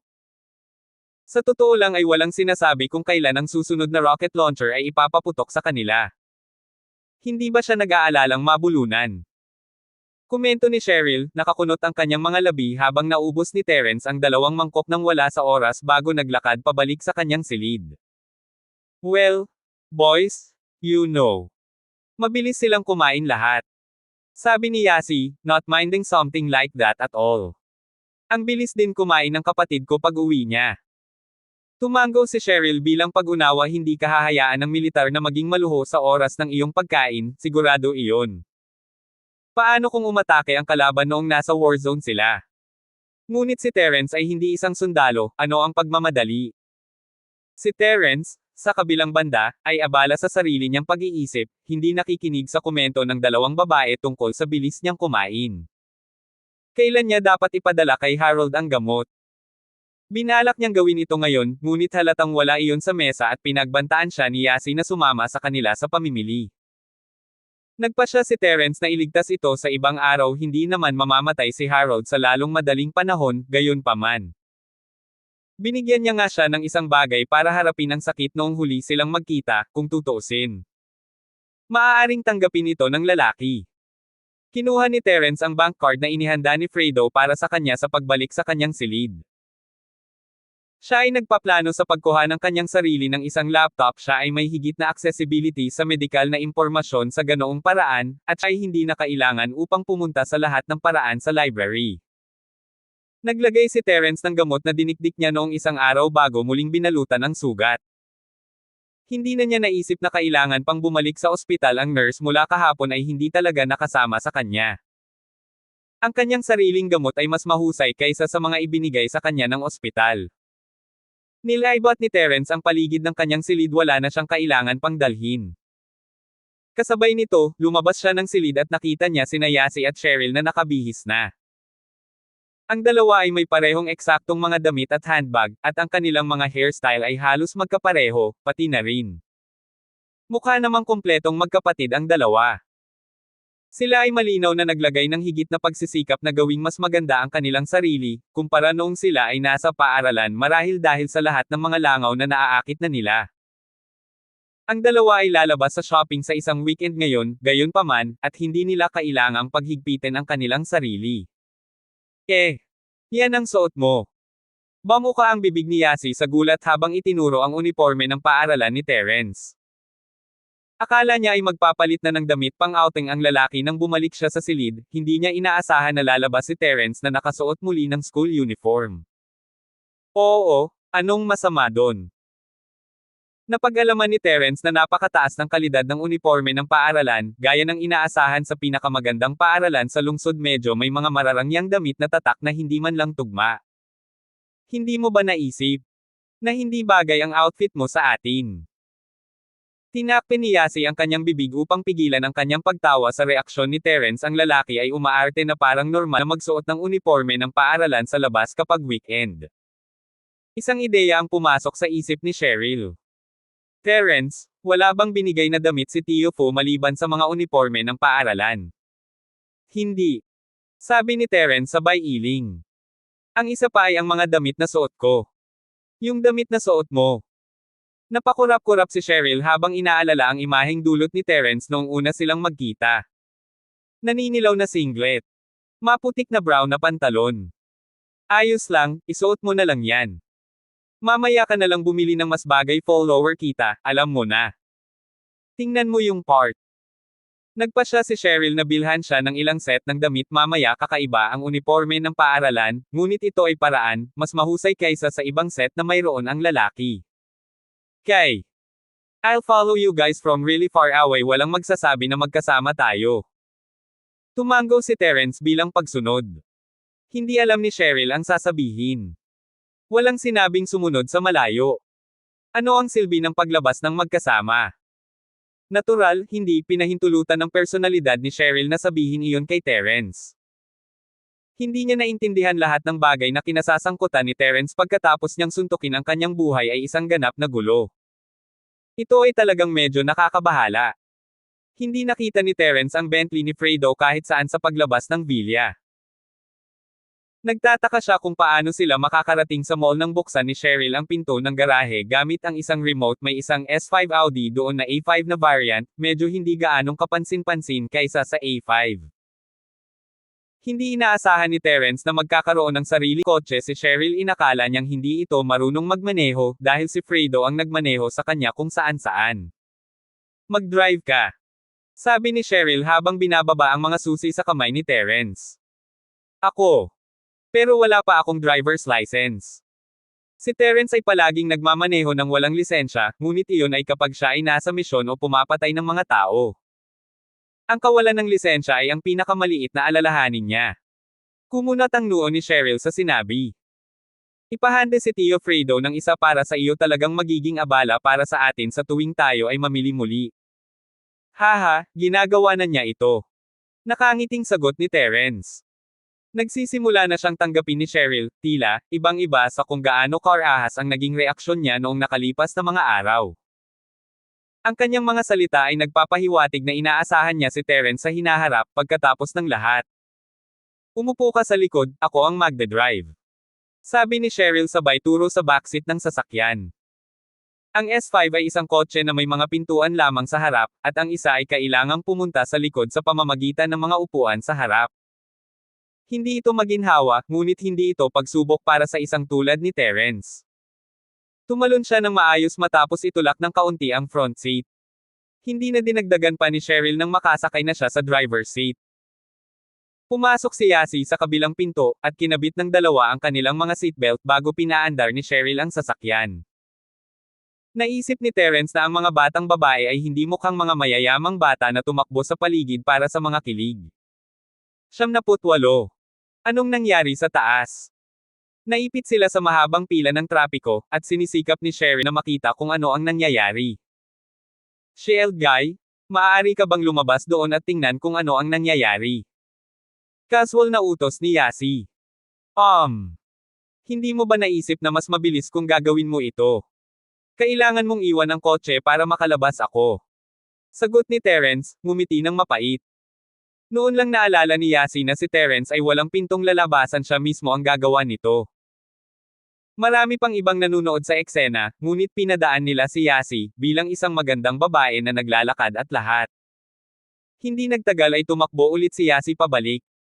Sheila, may nabanggang sasakyan sa unahan, malamang hindi na tayo pupunta kahit saan sa susunod na oras o higit pa. Talaga?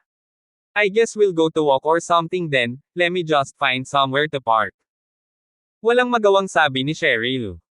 May pampublikong parking space doon. Sabi ni Yasi habang itinuro ang isang may metrong parking area na di kalayuan. Og. Halika na Yasi, sa tingin mo kaya kung sumiksik dyan. Sabi ni Cheryl pagkatapos ng isang tingin kung saan nakaturo si Yasi. May puwang sa pagitan ng isang Toyota Coaster at isang SUV, parehong malalaking kotse. Walang sino man ang pumarada doon, ang normal ito ay masyadong makitid. Maliit lang ang Audi S5 ni Cheryl, ngunit mas mahirap ang pagparada sa isang lugar na ganoon. Ngunit sila ay nasa isang distrito ng negosyo, sa isang katapusan ng linggo, kahit na walang paraan na makakahanap sila ng walang tao na paradahan sa ilalim ng mga sitwasyong ito. Kung gayon, ano ang gagawin natin? Si Yasi ay hindi nagmaneho, ngunit ang isang malapit na tingin ay nagsabi sa kanya na ito ay talagang medyo makitid upang pumarada. Baka pwede tayo mag-park sa gilid ng kalsada. Ini-start ni Cheryl ang sasakyan gamit iyon, sa gilid nag-park. Tumingin lang si Terence sa malaking one-way lane, no parking sign bago lumingon kay Cheryl. Lalagyan lang nila tayo ng sticker, bahala na si Uncle Fredo. Sabi ni Cheryl sabay kibot balikat habang nakatingin sa kanya si Terence. Bumantong hininga si Terence sa loob. Iba talaga ang mga rich misses, parang hindi naman isyo ang pera. Hayaan mo ako. Sabi ni Terence habang kinukuha ang susi kay Cheryl, na upo sa driver's seat. Hoy, anong ginagawa mo? Akala ko wala kang lisensya. Hindi inaasahan ni Cheryl na aagawin lang ni Terence ang mga susi sa kanya ng ganoon. Sabi sa karatula na hahatakin nila ang sasakyan mo kung ay parada natin dito. Sabi ni Terence habang nakaturo sa isang hanay ng mga salita sa ibaba ng karatula. Marahil hindi na tayo makakabalik kung dito ka nagparada. Hindi na hinintay ni Terence si Cheryl na magsalita ng anuman habang tinatapakan niya ang gas, mabilis na tumakbo sa kaliwa at papunta sa pampublikong parking spot. Naghintay siya hanggang sa malapit na siya sa espasyo bago pinaikot ang kotse, hinaila ang handbrake at itinutok ang 180 degrees sa lugar, pinaluwag ang Audi sa loob ng makitid na magkasya ng maayos at malinis. Nanood si Terence ng video ng isang tao na kumukuha ng parking spot ng ibang lalaki sa ganitong paraan, at nakitang medyo kawili-wili ito, kumuha siya ng isang lumang kalaw-angin na kotse upang subukan ang paglipat ng 2 beses. Nagsisisi si Cheryl na pinayagan si Terence na magmaneho ng kanyang sasakyan habang umiikot ito, ngunit napagtanto niyang naiparada niya ito ng maayos sa parking space. Drifting.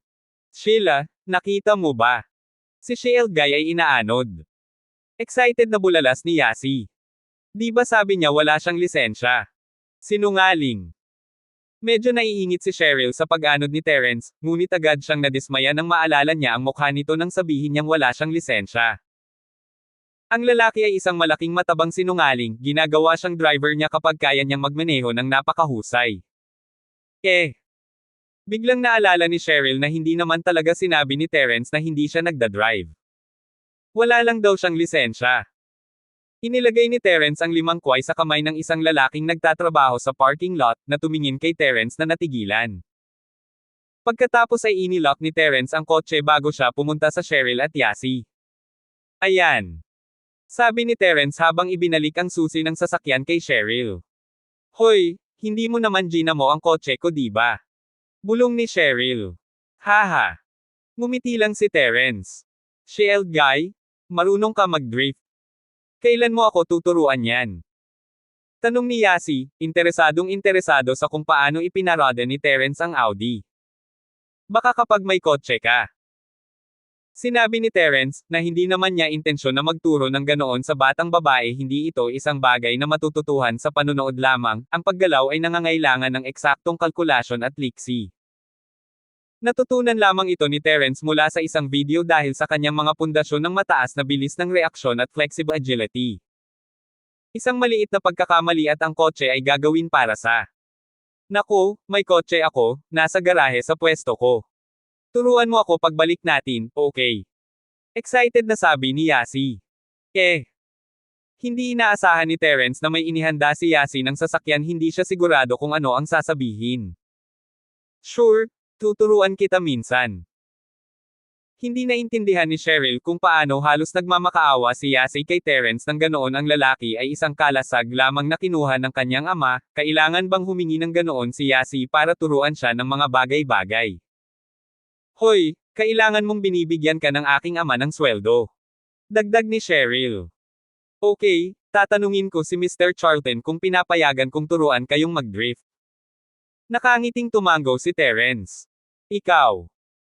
Nagsisimula ng ma-frustrate si Cheryl, mukhang mas maganda ang pakikitungo ng lalaking ito kay Yasi kaysa sa pagtrato niya sa kanya. Hindi napigilan ni Cheryl na medyo maalat siya ang kanyang miss. Tara, Sheila. Tara na. Ang tagal ng pamimili. Wala sa mood si Yasi na panoorin ang laban nina Terence at Cheryl, dapat ay nasa labas sila ng shopping sa magandang araw na tulad nito. Hindi rin sila nagkaroon ng pagkakataong lumabas ng madalas. Walang masyadong oras para sa mga mag-aaral sa ika-12 baitang, at nalalapat ito kahit sa mas matatalinong mag-aaral tulad nina Cheryl at Yasi. Ang matatalinong estudyante ay hindi bihira, kung tutuusin. Hindi nila mapabayaan ang kanilang mga bantay. Ganon din ang iniisip ni Cheryl, ayaw niyang malungkot nang magkaroon sila ng pagkakataong lumabas. Hinawakan niya ang kamay ni Yasi, hindi pinapansin si Terence habang nauuna siyang naglakad kasama si Yasi. Bahagyang tumawa lang si Terence habang sinusundan niya ang dalawang babae, na sumulyap sa pagbangga ng sasakyan sa di kalayuan habang sila ay dumaan. Nanlaki ang kanyang mga mata habang nakatingin nakasimangot, mabilis na tinungo ni Terence kung saan nagkukumpulan ang mga tao. Si Terence ay hindi isang abala na mahilig manghimasok sa negosyo ng ibang tao, ngunit hindi niya maaaring pabayaan ang partikular na negosyong ito, may isang mukha na kilalang-kilala niya doon.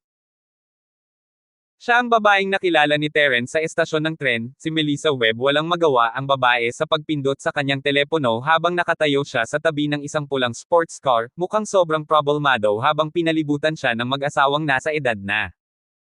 May sinasabi sila at walang tigil na nakaturo sa kanya.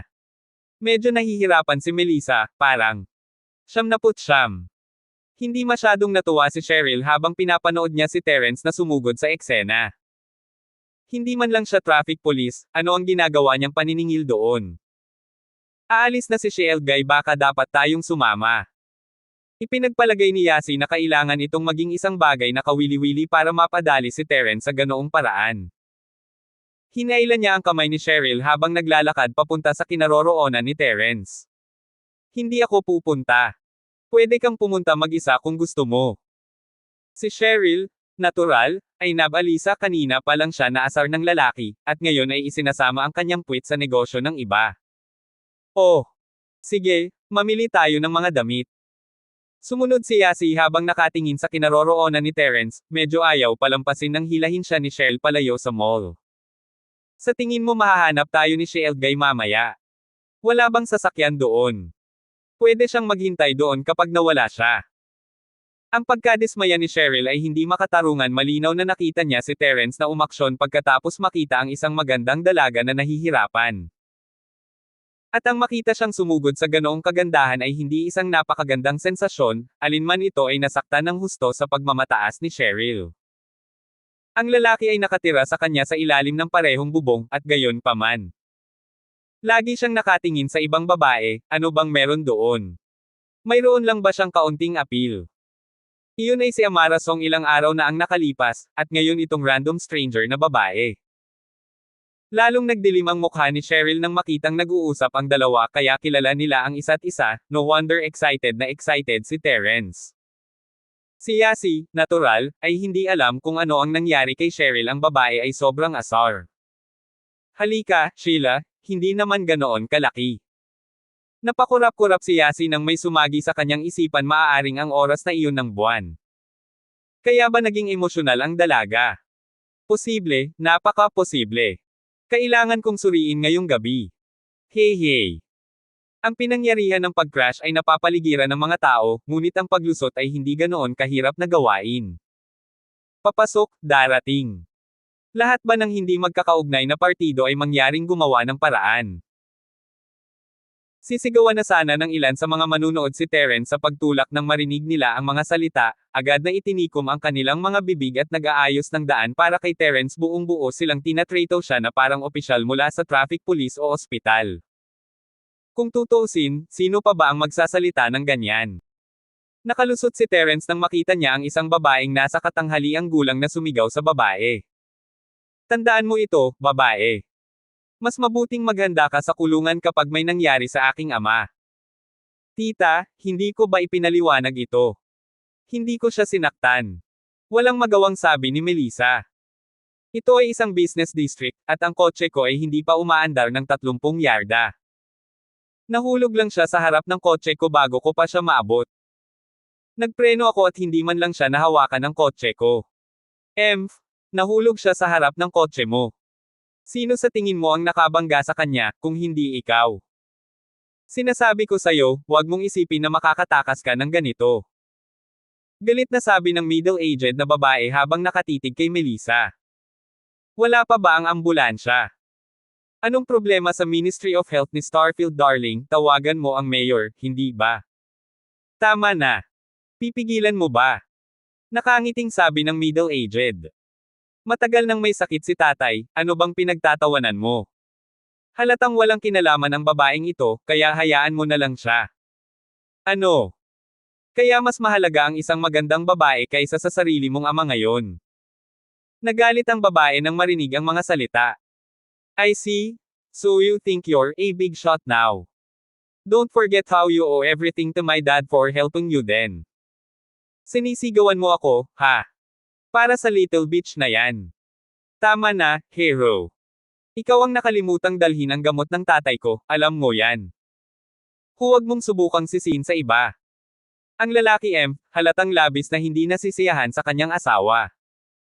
Maraming taon na akong kasal sa'yo, at ganito ang pakikitungo mo sa akin. Fine. Ang mga mata ni Hero ay kumislap sa marahas na galit habang inabot niya ang mukha ni Melissa upang salakayin. Gustong-gusto mo tong asong to eh.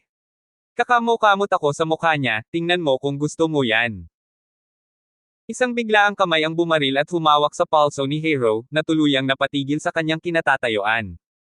Sino? Sino iyon? Sabi ni Hero, natulala habang nakatalikod. She'll be responsible if that's what really happened. Sabi ni Terence habang malamig na nakatingin kay Hero, madali niyang masasabi na may kapangyarihan ang babae sa background ng kanyang pamilya. Ang ilan sa mga may kapangyarihan ay kumilos nang hindi isinasaalang-alang ang mga bagay sa kanilang paligid.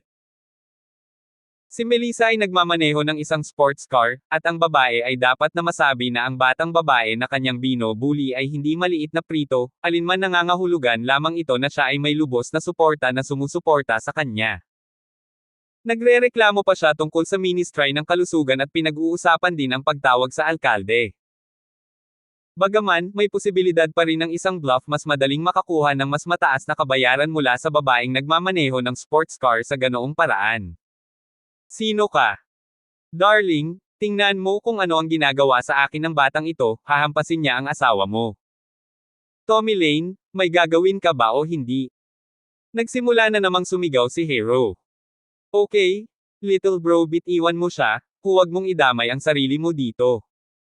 Labag sa batas ang pag-atake ng isang tao. Nakakunot ang noo ni Tommy habang kausap si Terence.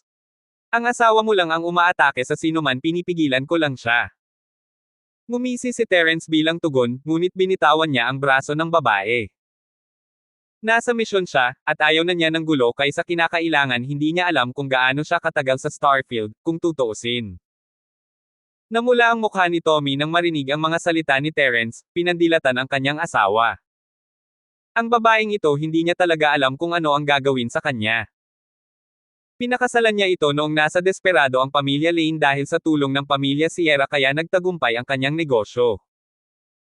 Ngunit ang kanyang asawa ay palaging dinadala iyon, palaging may gusto at ganap na hindi pinapansin ang kanyang pagmamataas bilang isang lalaki. Tiniis lamang niya ito dahil asawa niya ito, na nagbigay sa kanya ng 2 magagandang anak at lahat. Ngunit siya ay tumanda sa paglipas ng mga taon, ang kanyang asawa ay lalong lumalala at naghihinala pa na siya ay may relasyon sa kanyang likuran. Ang pinakamaliit na hindi pagkakasundo, at siya ay magtatampo.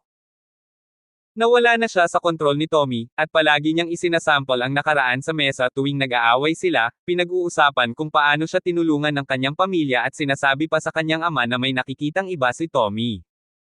Si Tommy ay matapat sa kanyang limitasyon. Okay ka lang? Tanong ni Terence, ibinaling ang ulo kay Melissa matapos bitawan ang braso ni Hero. Dumating lang si Terence para bayaran ang pabor na ginawa sa kanya ni Melissa sa tren. Hindi niya talaga kailangan ang tulong nito, ngunit ang pag-iisip ang mahalaga. Yeah! Sabi ni Melissa, umiling-iling. Tatawag na sana siya ng isang tao para humingi ng tulong, ngunit napagdesisyonan niya kung hindi siya ay lumabas sa likuran ng kanyang mga magulang, pagkatapos ng lahat. 100. Si Melissa ay lubos na nagulat na makitang muli si Terence, ngunit ang kanyang kasalukuyang kalagayan ay hindi naglagay sa kanya sa posisyon para sa ganoong damdamin. Hindi niya nais na kalagkarin si Terence sa kanyang gulo, pagkatapos ng lahat, at ang mag-asawa ay tila may napakalakas na background batay sa kung paano sila kumikilos. Hindi ibig sabihin na natatakot si Melissa sa dalawa. Ang katotohanan dito ay wala siyang ginawang mali. Ang pinakamasamang senaryo ay ang malaman ng kanyang ama ang tungkol dito, at ang talagang gagawin niya ay pagagalitin siya. Sa pagtatapos ng araw, ang kanyang sitwasyon dito ay hindi isang bagay na mahihirapan silang lutesin. Ang paglahok ni Terence, gayunpaman, ay maaaring makagulo sa kalabang partido, na magresulta sa isang mas malaking gulo kaysa dati. May sasabihin pa sana si Melissa kay Terence nang mapansin niyang nakatalikod ito sa kanya. Nagpa siya si Terence na linawin ang mga bagay-bagay at tulungan si Melissa ngayong may kinalaman pa rin siya. Ang taong Tommy na ito ay tila medyo makatwiran, ngunit ang babaeng Hero ay masyadong emosyonal, kahit na sinuntok ang mukha ni Melissa sa pag-aalboroto. Ibinaling ni Terence ang kanyang mga mata sa matandang nakahandusay sa sahig. Walang anumang kapansin-pansing pinsalang nakita ni Terence, at ang kotse ni Melissa ay medyo hindi rin nasira. Si Melissa ay malamang nagsasabi ng totoo. Ang matanda ay nahulog sa kanyang sarili nang hindi man lang nahawakan ang kanyang sasakyan. Nakahawak ang kanang kamay ng matanda sa dibdib, nakahandusay ang katawan sa kakaibang posture habang nakahiga sa sahig. Tumingin ng malapitan si Terence at natukoy ang sanhi ng isang uri ng sakit sa puso. Dumadaan lang si Melissa. Bumagsak ang matanda dahil sa atake sa puso. Inabot ni Terence at idiniin ang kanyang mga daliri sa palso ng matanda. Ano sa tingin mo ang ginagawa mo? Sinusubukan mo bang patayin ang aking ama? Si Hero ay nagsimulang mamula sa galit pagkatapos kumalma ang lalaking ito ay may sinusubukang gawin sa kanyang ama. Pagkatapos ay sinimulan ni Hero na singilin si Terence. Myocardial ischemia, at angina pectoris. Kumunat ang noo ni Terence sabay taas ng ulo. Ang mga terminong ito sa Avalon iyan ay wala kahit saan malapit sa komplikadong hitsura. Hero, itigil mo yan. Agad na lumiwanag ang mga mata ni Tommy nang marinig ang mga salita ni Terence. Hinaila ang kanyang asawa sa gilid habang ang kanyang mukha ay puno ng pag-asa. Hindi siya tanga nang malaman ni Terence ang diagnosis ng kanyang ama. Sa pamamagitan lamang ng palso ay ginawa siyang isang kwalipikadong doktor sa kanyang paningin. Doktor ka ba, binata? Nagpa siya si Terence na iwasan ang tanong na itinatanong ni Tommy. Ang iyong ama ay bumagsak dahil sa sakit sa puso na dulot ng kakulangan ng dugo. Ito ay isang kaso ng angina pectoris. Wala itong kinalaman sa babae. Kalokohan. Galit na sabi ni Hero habang nakaturo kay Terence. Okay, titingnan natin kung saan ang kalokohan kapag namatay ang tatay mo dahil na-stuck ang ambulansya sa traffic. Sabi ni Terence na nakakunot ang kanyang mga labi habang siya ay tumayo. Mapapatunayan pa rin ng ospital ang sanhi ng kamatayan sa morgue. Wala itong kinalaman sa aking kaibigan sa puntong iyon. Hinampis ni Tommy ang kanyang kamay sa mukha ni Hero. You bitch! Will you just sit your mouth already? Sa tingin mo mangyayari ang kalokohang ito kung natatandaan mong magdala ng gamot ni Dad imbes na abalahin ang sarili mo sa makeup mo? Ikaw! Sinaktan mo talaga ako. Ang mga mata ni Hero ay kumikislap na parang hindi makapaniwala. The guy had been the passive type half his life, all this time kasal na sila. Hindi niya inaasahan na hahampasin siya nito sa publiko. Si Tommy, gayunpaman, ay may mas matinding alalahanin kaysa sa kanyang asawa. Bumaling siya kay Terence ng taos-puso. Kaibigan, maaari mo bang tulungan ang aking ama? Dapat ay kaya mo ito, alam kong ikaw ay. Pakiusap, patawarin mo ang aking asawa. Siya ay palaging ganyan, sana ay tumulong kang iligtas ang aking ama. Si Tommy ay hindi walang ingat na lalaki, bata pa si Terence, ngunit naunawaan niya na hindi ito normal na lalaki na nakatayo sa kanyang harapan, hindi noong natukoy niya ang problema ng kanyang ama nang maramdaman niya ang kanyang pulso. Walang mga medikal na kit upang iligtas ang buhay ng kanyang ama, at walang sinasabi kung kailan darating ang ambulansya. Hindi siya malapit ng sumuko sa pira-pirasong pag-asa na ito, hindi kapag ang buhay ng kanyang ama ang nababahala. Dahan-daang tumango si Terence, akala niya ay tunay na totoo ang lalaki nang siya ay humiling, at ang sampal na ibinigay niya sa kanyang asawa ay medyo bagay din. Susubukan ko. Medyo nakakabahala kung sakaling mamatay ang matanda, kung tutuusin wala itong kinalaman kay Melissa, pero mukhang baliw ang babaeng ito. Walang sinasabi kung hanggang saan siya makakaganti sa kanya, at ang pinakamahusay na mapagpipili ay putulin ang lahat ng koneksyon kay Hero sa pamamagitan ng pagpayag na mabuhay ang matandang ito. Nakasquat si Terence habang casual niyang minamasahe ang ilang mga butik sa katawan. Pagkatapos ay isinantre niya ang masahe sa paligid ng puso, na nagpalakas ng daloy ng dugo ng mahinang matanda. Ang kanyang mga kasanayan sa acupuncture ay minana mula sa kanyang tagapagturo, ngunit hindi niya alam kung ito ay gagana sa isang naghihingalong lalaki na tulad niya. Malamang na hindi nahulaan ng kanyang sifo na gagamitin niya ang mga pamamaraan ng acupuncture ng mga assassin para magligtas ng mga buhay. Ito ay magiging mas epektibo kung siya ay may isang karayom sa kanya, gayunpaman. Ang kanyang matandang lalaki sa kanyang tahanan ay isang lalaking kilala sa medisina, at si Terence ay natuto mula sa kanya ng ilang kahangahangang pamamaraan ng pagpapagaling. Gayunpaman, ang kanyang pangunahing propesyon ay nakatuon sa pagkitol ng buhay sa halip na iligtas sila. Kung gayon, hindi nakapagtataka na wala siyang isang kahon ng mga karayom sa kanya. Anak, walang saysay ang pagmamasahe na iyon, halos hindi humihinga ang lalaki, mamamatay siya bago magkabisa ang iyong acupuncture. Isang biglaang, casual na boses ang tumunog sa ulo ni Terence. Elder ni. May plano ka ba? Tanong ni Terence, tuwang-tuwa. Nag-aalala siya kung gaano kabisa ang pagpindot lang sa katawan ng lalaki kung tutuusin, kahit ang henyo ni Old Linford sa medisina ay nangangailangan ng mga karayom sa maraming kaso, lalo na sa mga ganitong emergency. Ang mga sintomas ay dumating din sa laro, Terence ay lubos na kumpiyansa sa pagbabalik sa matanda kung sila ay simula pa lamang, ngunit ang taong ito ay nakahiga doon ng matagal na. Ang pag-asa ay napakaliit. Tingnan mo, nakalimutan mo na ang lahat ng tungkol sa 10 taon na naubos mo sa pagsasanay para sa Dragon Mastery. Bigyan mo ang kalamnan ng puso ng matandang iyon ng kaunting lakas sa loob mo, ipasok ito sa loob niya. Hayaang magsimulang magbomba ng dugo ang puso niya ng mas malakas at aayusin mo ang lalaki. Ay infuse ito ng direkta. Napakurap-kurap si Terence sa paniwala, isang bagay na hindi pa sumagi sa kanyang isipan noon, ipagpalagay niya na ang enerhiya ay limitado sa kanyang paggamit lamang, at ito ay para lamang sa pagsasanay sa Art of Dragon Mastery, kahit papaano. Hindi man lang siya sanay sa sining, uubra ba sa kanya ang enerhiya? Naunawaan ni Terence na may mga elemento sa enerhiya na responsable para sa pagpapalakas ng konstitusyon at paggana ng katawan, at ang mga resulta ay kapansin-pansin din. Hindi siya, kaya hindi niya maabsorb ang enerhiya sa kanyang sarili. Ngunit matatanggap niya ito kung ikaw ang nagpapadala ng enerhiya na iyon sa kanya. Paliwanag ni Donut. Paanong hindi mo alam iyon, anak? Namula ang mukha ni Terence bilang tugon, wala siyang masyadong alam tungkol sa mga ganitong bagay. Maging si Old Linford ay walang pakialam sa Art of Dragon Mastery, at kinailangan ni Terence na sanayin ng mag-isa nang walang kahit isang tao na makakausap nito. Gawin ang mental formula sa Dun Point, at magpapadala ka ng lakas. Nagpatuloy si Donut. Mas mabuting magmadali ka kung ayaw mong mamatay siya sa iyo. Ang Dun Point ay isa sa mga acupuncture point. Yes sir. Natigilan si Terence habang sinunod niya ang mga utos ni Donut, pinapasok ang kanyang enerhiya sa katawan ng matanda.